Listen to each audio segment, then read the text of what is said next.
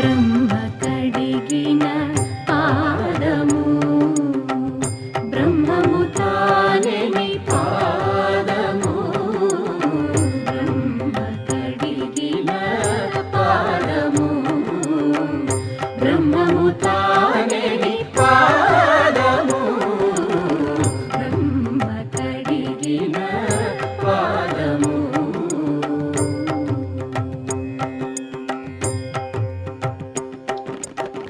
చెలగి వసుధ గొలిచిన నీ పాదము బలితల మోపిన పాదము తలకగ గగనము తన్నిన పాదము తలకగ గగనము తన్నిన పాదము బలరిపుగాచిన పాదము బ్రహ్మ కడిగిన పాదము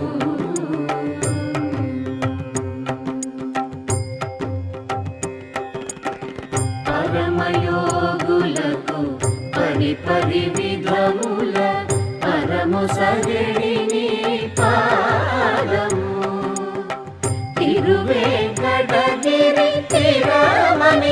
అమ్మాపుర గ్రామంలో 7 కొండల మధ్య స్వయంగా లక్ష్మీదేవి సమేతగా వెలిసిన వారు కార్తీక మాస సమయాల్లో బ్రహ్మోత్సవాలు ఘనంగా నిర్వహించుకునేవారు.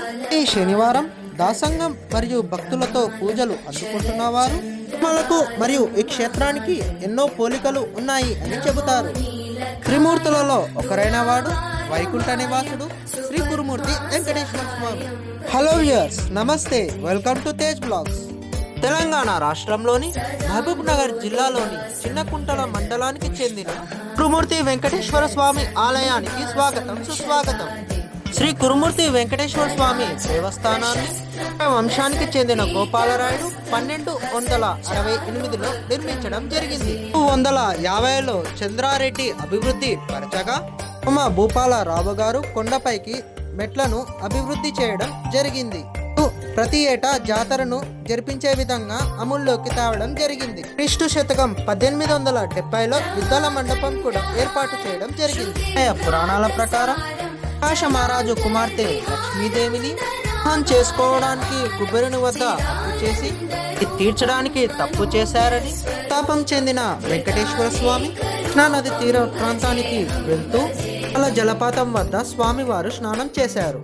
అక్కడి నుంచి ఉత్తర దిశగా వెళ్లే సమయంలో దేవి కోరిక గుర్తుకు రావడంతో అక్కడ సేగ తీరి తమ ప్రతిరూపాలను వదిలి వెళ్లారని స్థల పురాణం చెబుతుంది. మూర్తి వెంకటేశ్వర స్వామికి అర్థం ఏమిటంటే కోరికలు తీర్చేవాడు అని అర్థం. శ్రీ కురుమూర్తి వెంకటేశ్వర స్వామికి ప్రతి ఏటా బ్రహ్మోత్సవాలు కార్తీక మాసంలో ఘనంగా నిర్వహిస్తారు. ఇందులో భాగంగా కళ్యాణోత్సవం, అలంకరణ మహోత్సవం, యుద్ధాల మహోత్సవం ఘనంగా నిర్వహిస్తారు. బ్రహ్మోత్సవాలలో భాగంగా యుద్ధాల మహోత్సవం అనేది ప్రధాన ఘట్టం. దీపావళి అమాసను పురస్కరించుకొని యుద్ధాల ఉత్సవం అనగా పాదుకలను తయారు చేయడం అని అర్థం. సీమ నుంచి తెచ్చిన ఆవు చర్మంతో గ్రామంలో చర్మకారులు వారం రోజులు శ్రమించి భక్తితో ఆ పాదుకలను తయారు చేస్తారు. యుద్ధాల మహోత్సవం రోజున ఆ పాదుకలను ఆంజనేయ స్వామి వద్ద పూజిస్తారు.